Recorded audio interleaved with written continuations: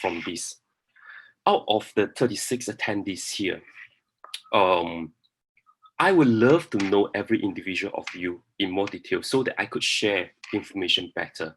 But without knowing every one of you, and since you are here trying to understand more about this graduate diploma that Aventis has brought forth to you, I believe looking at cybersecurity or forensic as a potential career of yours, if you are not already in it, or maybe you are already practicing some cybersecurity within the job that you're doing, you are definitely looking towards cybersecurity as a potential career that you want to advance yourself into, right? So looking at that, employment, employability, the recognition of the certifications and the qualification that you're looking at becomes something that is very close to heart that you want to know better, right? And that's where I'm going to touch a little bit more to give you the kind of assurance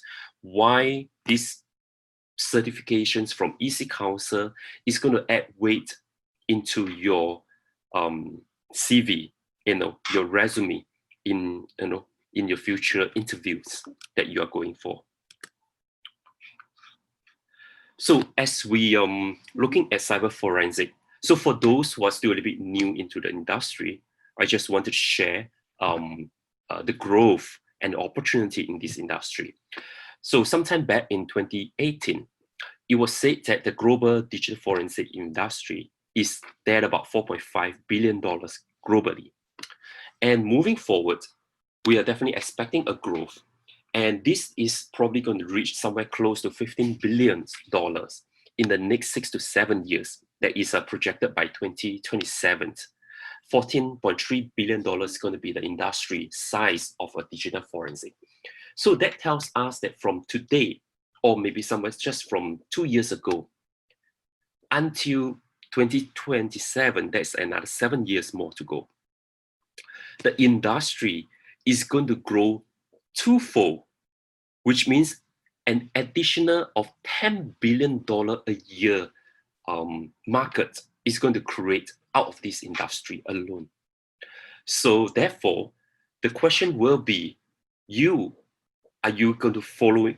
Are you going to jump into this growing industry? Is this what you are looking for, right? So for example, if you have some interest into digital industry, if you are also interested to explore more into cyber security related industry, and you are kind of a person that may be intrigued or excited by forensic work, then certainly this is an industry that is meant for you because it is going to be a growing industry, right? And Asia Pacific is expected to register the highest annual growth rate in this industry. So you are also sitting in the right ground for your career growth.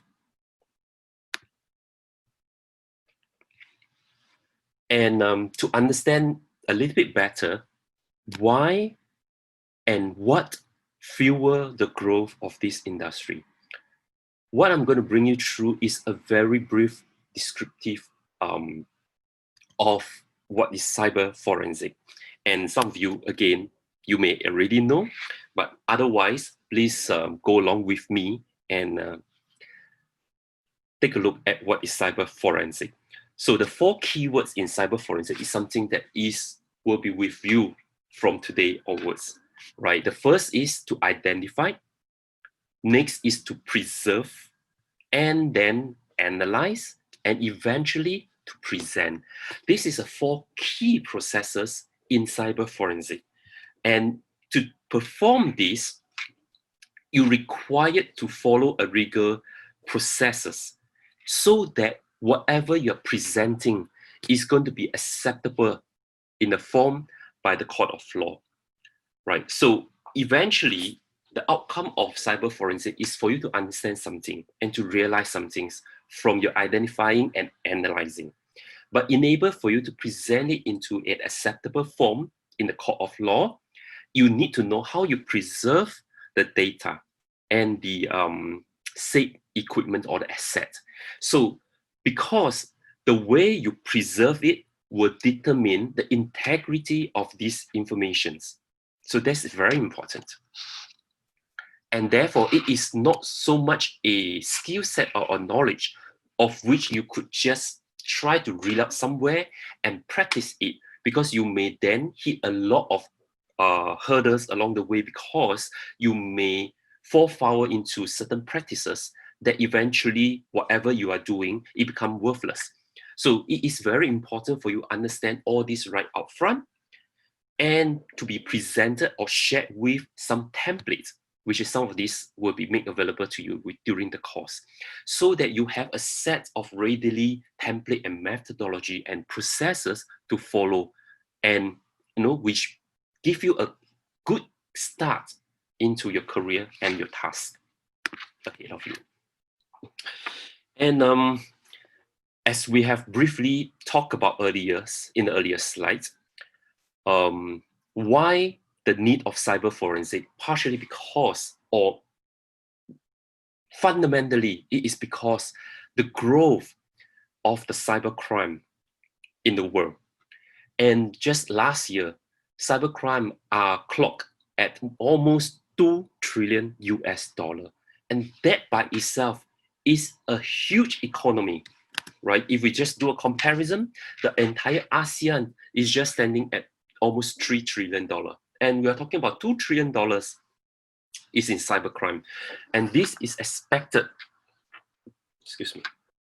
to grow up to probably about $6 trillion in the next couple of years. And that kind of growth rate definitely fuel and drive the need in cyber forensic investment by the government, by large entities and enterprises across the world. And of course, I mean, all these there again are fueled by the numerous amount of attack by the hackers of the world. I mean, as it is standing right now, University of Maryland said through their research that every 39 seconds there is an attack in the world. And that is the rate that we are going on now. Just imagine the amount of litigations, the amount of cases on hand that required cyber investigator to work on is tremendous and is growing. And that's what's fueling and driving the growth of cyber forensic as an industry. So with all this, just look at another article here. Think beyond the awful television show of CSI. Digital forensic is a crucial aspect of law and business in the internet age and can be rewarded and a lucrative career path. This is shared with and from CSO magazines online just in the beginning of last year. And that's where we see even fastest growth or in the whole world in terms of cyber forensic requirements. And not only that, up to now, you have seen a few slides that tells you, number one, astonishingly, that the cybersecurity is an industry that has zero unemployment rate. And we gradually got to understand that is, wow, I mean, why is it so? Because there is a very strong force at the back, which is not a very nice force, that because the growth in the cybercrime across the world are ever enlarging, ever growing, right? And we constantly need to inject more fund and train more security people. And as the amount of cases rise, there is a tremendous need of more cyber forensic investigators in the world. And there again, driving these needs in the industry, we are saying that is how can we produce more recognized and needed cyber forensics investigator.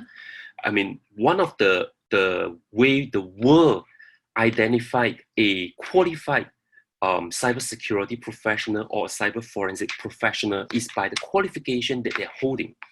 And that's certainly one of the reasons why you are looking at a graduate diploma right now. And at the same time, it shows in some of the articles that globally, employer has been rewarding a professional that is holding a certifications more than professionals that are not holding irrelevant certifications. Just look at this chart itself. With certification, employee or cyber professional across the world are averagely earning more as compared to its peer that are not holding any certifications.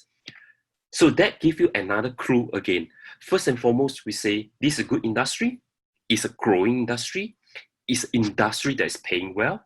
And if I'm going into this industry, how can I make myself more worth it? How can I get myself a better returns than the others? So this tells you that getting a certification would help. And here we go, introducing CHFI version 9, the world's most comprehensive computer forensic certification program from EC Council, which is incorporated within this graduate diploma from Aventis. And from now, your next question that comes to you would then be, who is EC Council and why CHFI can lead me to what I want to be? So EC Council, in short, we are a world-class cybersecurity consulting, education, training, and certification body. And EC Council has thus far certified more than 220 members across the world. We have more than 2,700 training partners and education partners across the world. And of course, Aventis is one of our partners here in Singapore. And we have more than 2,000 certified instructors across the world, which our program and our certification leverages on more than 3,000 tools and technology among our delivery resources. And these are not just developed by EC Council.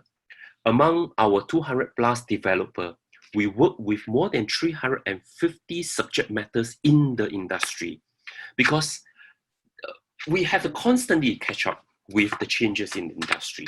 And the best way to do that is to work with the industry, the subject matter expert in the industry. We cannot be locking ourselves in the bedroom and start writing our textbook. And hopefully, these are informations and skill set that the industry needs. So this is what we do to make sure what you learn and what you achieve is exactly what your employer are looking, and that's why they're willing to pay you for that. And of course, you can find our certification across more than 140 countries in the world. And for CHFI, in short, we could say that these are the group of people who should attend and who should take up these certifications. And if you see yourself developing a career in any of these job scope and job role, then certainly CHFI is something that is important, is something that you should have.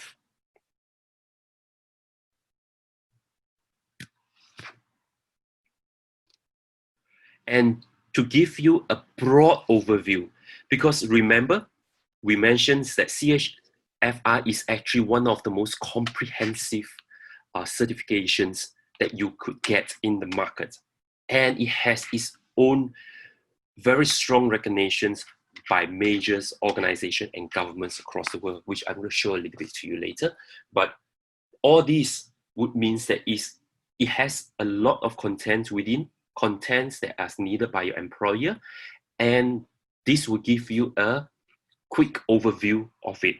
And some of you may not know exactly what it is, but by looking at the name, you should understand the coverage and what you are looking at. For example, looking at the forensic itself, we are talking about not only just network forensic, we also look at investigating of web attack. We also look at database related forensic. We also look at cloud forensic, we look at malware forensic, we also look at mobile forensic. And most important, there are a series of investigative report templates that are made available for you. So not only we teaches you the technique, we also provide you with a quick template which you could start immediately. Remember, I told you it is very important that a forensic investigator follow a specific rigor in how you preserve and present your information that you have found. So instead of you scrambling and preparing some templates out of nowhere, we have all these standard templates that I make available for you from the course. All right, and so therefore it gives you a quick kickstart in your career. And to explain a little bit why CHFI in these years has been receiving so much of recognitions and endorsement across the world. So it is not an overnight thing, but CHFI has since been improved and developed to be a tremendous recognizable award in the world for the past 20 years. So it's an award through thousands and thousands of hours of development.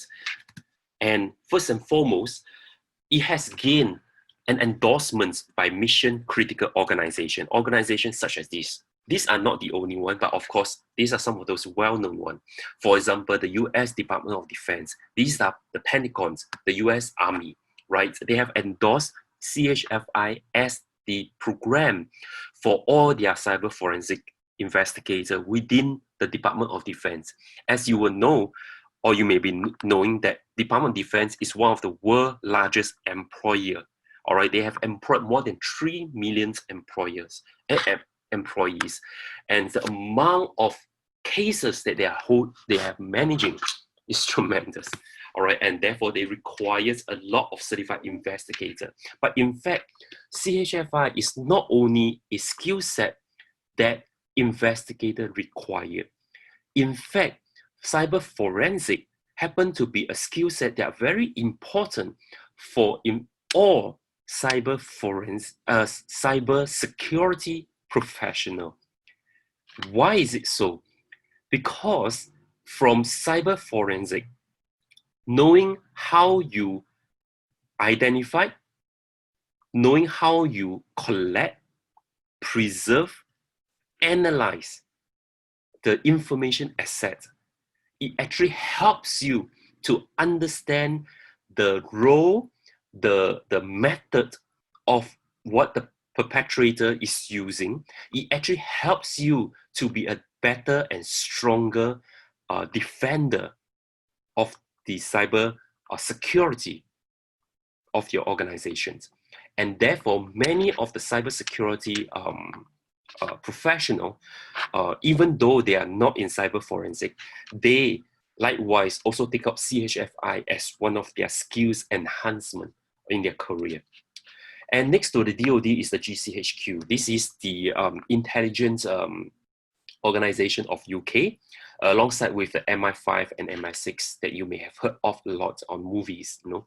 And of course, we have the National Security Agency of USA, and we have the CNSS, as well as the Veteran Affairs. I mean, Veteran Affairs basically is a department that supports all their, you know, Army's veterans, all right, all those who retire from the armies and they constantly picked up new skills and continue to contribute to the industry. Many of these US veterans actually join the public organizations thereafter, and it is a huge group of them.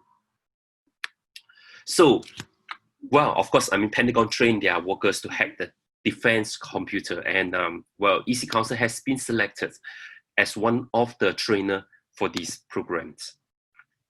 So endorsed by mission critical organizations, and not only that, that is one credential, all right? So if you are a CHFI holder, the first thing you would like to say that is, you see, my awards are endorsed by this mission critical organization. And not only that, my awards are also developed in accordance to the international quality standard, which means this CHFI is not written by some folks in the world to say that, hey, you know, I'm a researcher from this university and I know everything about cyber forensic, and I know what is future, I know what are the deep skills, forensic science, and you know, this is something is the pinnacle of forensic science, but that may not determine the fact that it is what he could it is what best for you.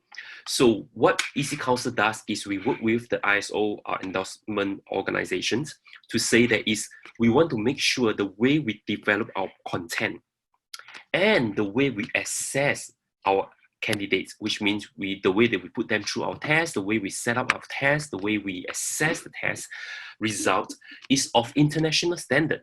So therefore, employer of the world hiring my certified CHFI are assured that they are managed and assessed in a proper way of a high standard, right? So that would give you the kind of endorsement.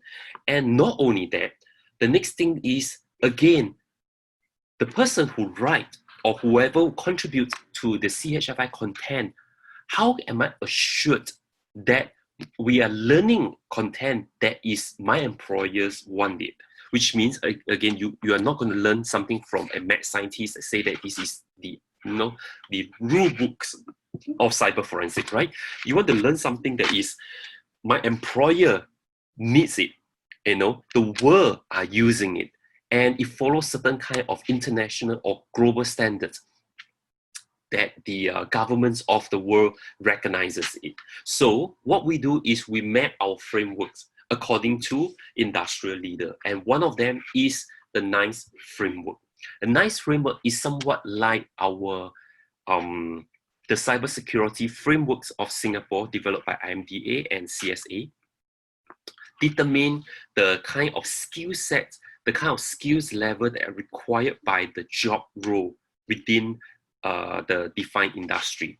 So NICE is from United States, and it is the framework that most countries model their skill framework after and develop with the local requirements, right?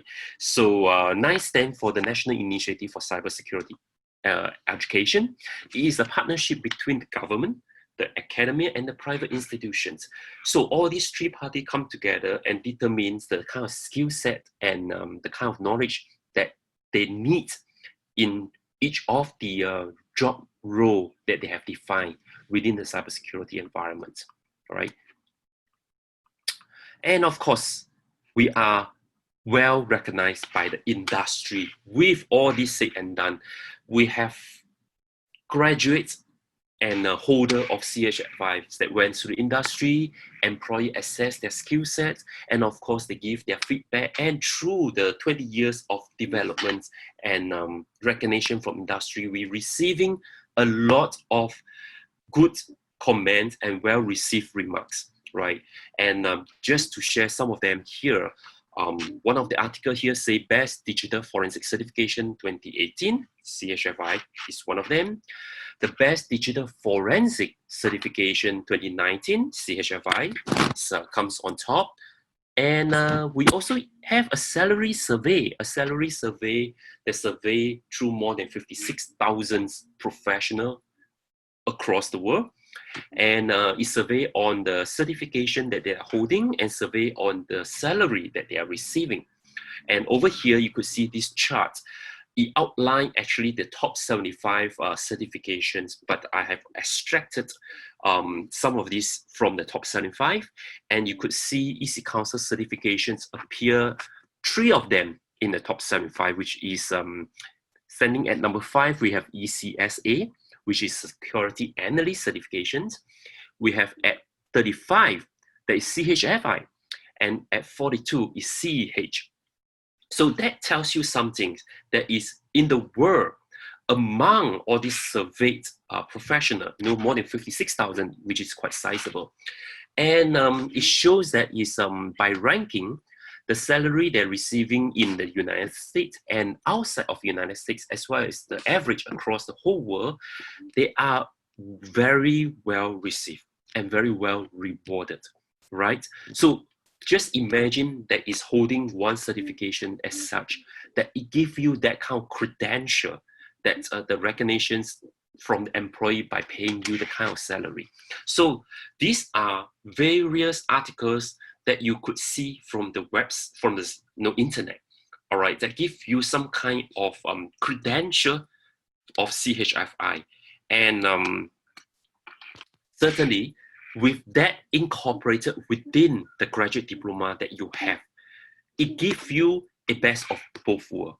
One is a graduate diploma that gives you the broad understanding and learning into a knowledge of digital forensic and cybersecurity. And it gives you also a very specific skill set certifications in the cyber forensic, of which bring along a lot of other international recognition and credential. And all these in one are made available to you in one program and course that you're studying. So there you go. And it's almost like what we say, the best of both worlds, right? And moving forward, as we also mentioned, any academic qualification these days, as also showing one of my slides, that if you could have a professional certifications that give you the kind of hands-on skill set learning opportunity as well as endorsement, that makes a easier hiring by employer. Just to share a little bit, in our many discussions with global employer, one of the biggest headache with employer these days in hiring cybersecurity professional is, how do I even determine that their skill sets are up to a standard, are what we are looking for? This is a really tough question to do because we're talking about skills, right? So in normal case is when you're hiring IT guys, like for example, a programmer, what you could do is let them show you some portfolio that they have done, or on the spot, debug one program for me. So with that, you got some assurance here. I think this guy knows what he's doing, you know, something to that effect. And therefore, in cybersecurity, it's the same. What the employer of the world will usually does is they will put them into tests before they hire them, all right? And putting them into tests means a lot of time and effort by the employer. And therefore, employee interviewing or applying for a job, holding some professional certification, give the employer another level of assurance of your skill set. Because most professional certifications require you to learn a hands-on skills, all right? And they will test you on your knowledge that are very task-related and oriented, all right? A little bit of just pure plucking knowledge out of textbook kind of assessment. So that gives the employer a little bit more comfort, and that's why employees feel more comfortable, all right, interviewing and giving the jobs to an individual who actually prove themselves beyond just academic qualifications. And of course, your past experience will do a lot of good as well, all right? Otherwise, then your professional certification will give you that added value, right? Okay, great. There ends my presentations for today. And we'll move forth to Q&A session. And I could see that during the presentation, there's already some questions. And of course, it has already been answered by Aventis.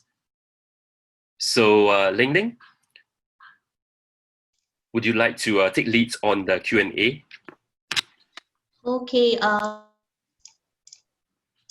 If anybody have any questions, they can type to us in the chat or through the Q&A. Does anybody want to have any questions about the course or anything related to cybersecurity or CHFI that we could answer? Please feel free to just drop us a note.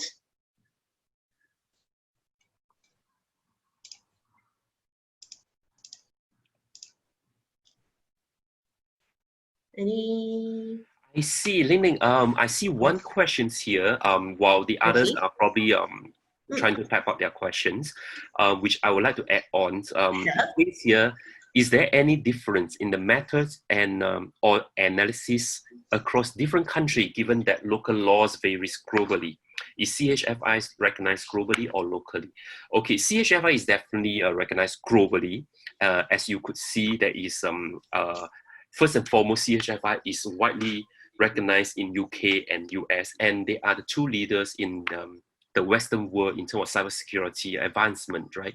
And of course, CHFI has also been in the regions for a long time. In fact, it was in Singapore, I think, first launched ever since 2001, if I'm not wrong. So it has been widely accepted by local employer, both governments and privates as well. But talking about the methods and analysis, so the good thing about CHFI and EC Council is that EC Council are pretty much vendor agnostic, which means we do not design our program specifically tied into one method or one vendor, so to speak. That means we do not leverage on just one technology, unless the whole world is using that technology, right? And this is also pretty much in what I'm sharing, that when we design our program, we map our course content towards the NICE framework, which is predefined by the industry itself, that says the kind of skill sets that are required. So in terms of method or analysis, we tend to adopt a neutral standing by introducing and teaching the few most popular use system and most popular use method in the world. So for example, most of the time you will see that there will not be more than 3 vendors that are leaders in a specific skills or specific technology. All right. Normally, you will always have one that is of the leader that cover like 60-70% of the industry, and then the next one will be another 20-30%. So generally, we'll teach like 2 or 3 within the core content. But the way EC Council develop our course is in the material itself, we will load in all the most important and relevant content. While the time that we teaches you, we always teach you the top 2 or 3 most important technology and framework. And therefore, to answer your questions, you will not have an issue of that, oh, I'm situated here or somewhere. I'm not sure what you're teaching in CHF is going to be relevant for me. All right, I would have to say that the chances are, unless the area you come from is really unique and you're only doing something that is really proprietary to you, otherwise, you'll be fine. What you have learned will certainly be relevant to where you're going to work or where you're working now. Right.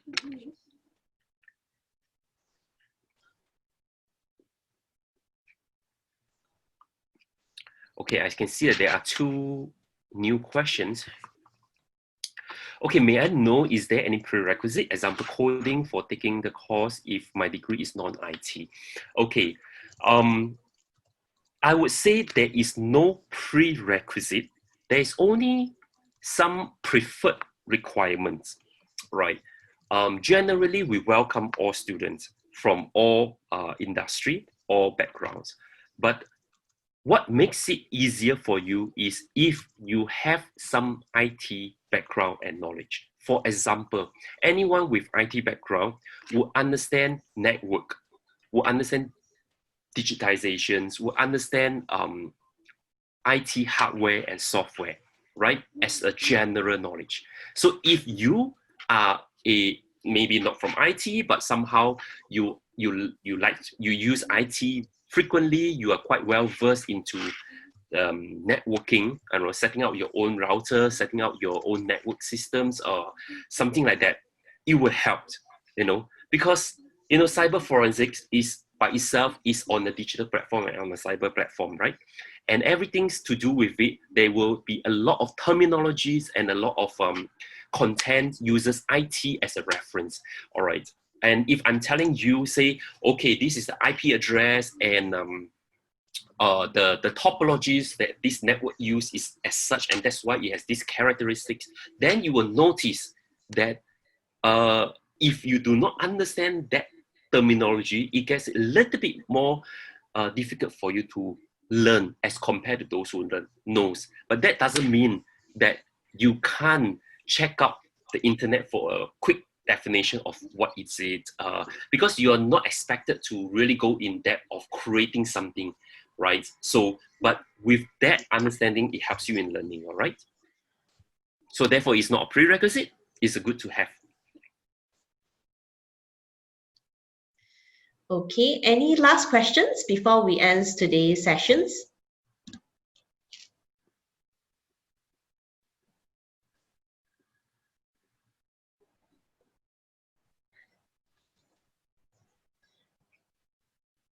Okay, thank you everyone for attending today's sessions.